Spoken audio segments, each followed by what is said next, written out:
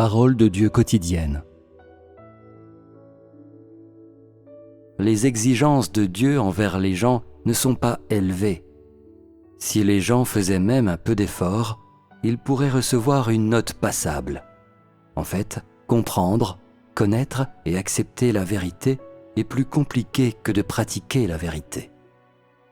Connaître et accepter la vérité vient après avoir pratiqué la vérité. Telles sont les étapes et la méthode par lesquelles œuvre le Saint-Esprit. Comment peux-tu ne pas obéir ? Peux-tu gagner l'œuvre du Saint-Esprit en faisant les choses à ta façon ? Le Saint-Esprit travaille-t-il en se basant sur ton bon plaisir ou sur tes manquements selon les paroles de Dieu ? Cela ne rime à rien si tu ne peux pas le voir clairement. Comment se fait-il que la plupart des gens aient consacré beaucoup d'efforts à lire les paroles de Dieu, mais aient seulement des connaissances et ne puissent rien dire au sujet d'une voie réelle par la suite ? Penses-tu que posséder des connaissances équivaut à posséder la vérité ? N'est-ce pas un point de vue confus ? Tu es capable d'exprimer autant de connaissances qu'il y a de sable sur une plage, mais aucune d'elles ne contient un chemin réel. N'essaies-tu pas de tromper les gens ?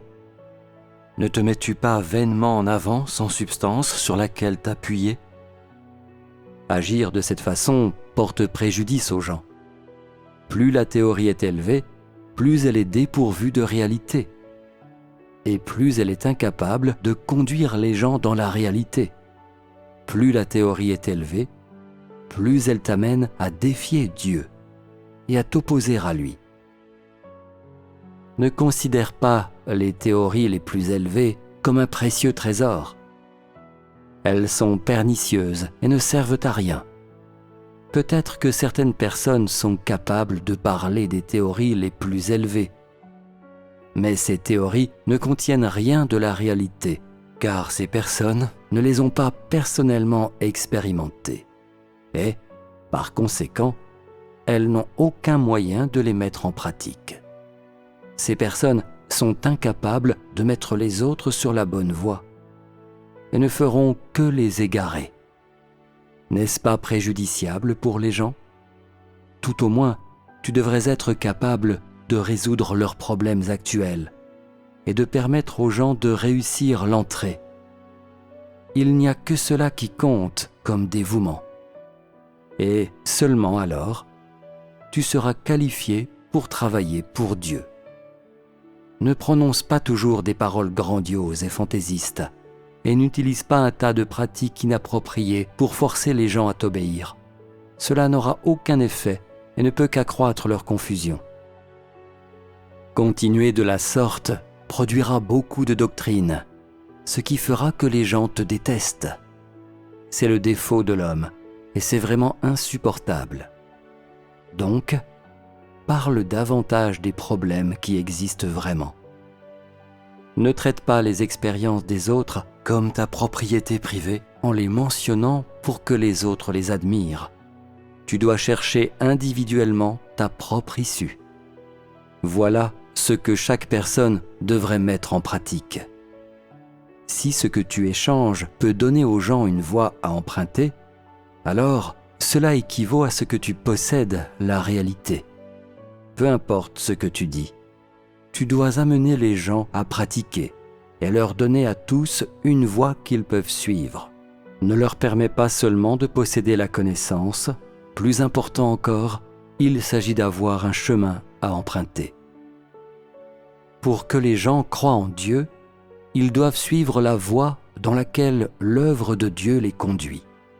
C'est-à-dire que le procédé consistant à croire en Dieu est le procédé consistant à marcher sur la voie où le Saint-Esprit te conduit.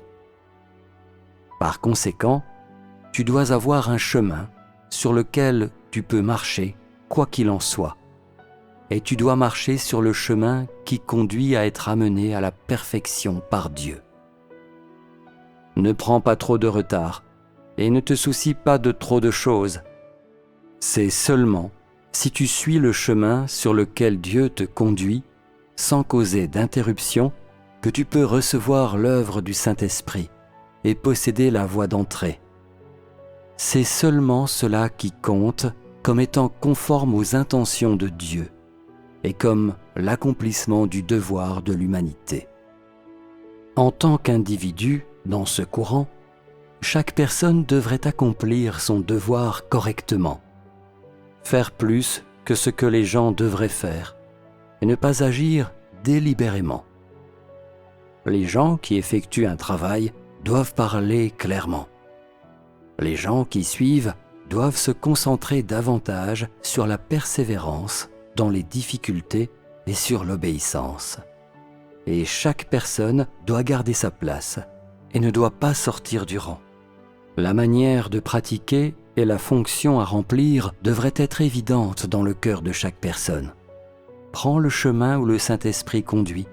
Ne dévie pas ou ne te trompe pas. Vous devez voir clairement l'œuvre d'aujourd'hui. Entrer dans la méthode de l'œuvre d'aujourd'hui, c'est ce que vous devez pratiquer.